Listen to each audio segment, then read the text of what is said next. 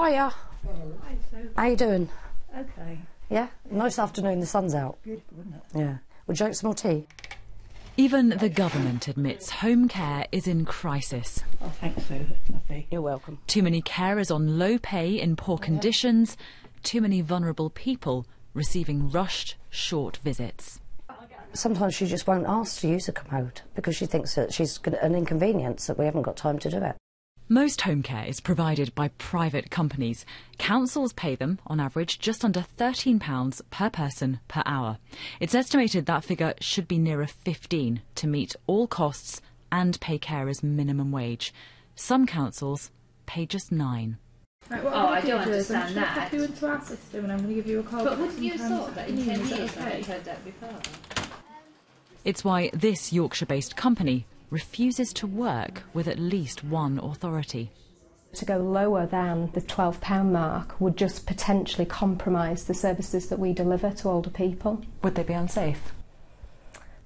I think that depends, obviously, what the local authority is paying, but potentially, that could be the case. Come in, Jane. Hey up, Joy, how you doing? In Derbyshire, they believe you get the care you pay for. They've increased the hourly rate to providers, but it's a struggle. The government's cut council funding. Now this woman has to save £57 million from her adult care budget. Less people are going to receive the service and more people are going to have to pay more for that service. It keeps me awake at night, I have to say. This is not what I came into politics to do. We've got this amazing network of volunteers who are getting people out of their homes, taking them to church. The providers we've spoken to say they're not paid enough by the councils. The councils say their hands are tied because your government has cut their budgets. Well, I think everybody actually recognises that times are tough, and whoever was in power, there's no enormous fund of money that's available to pour into this system. So the whole thing is about how we spend the money more effectively.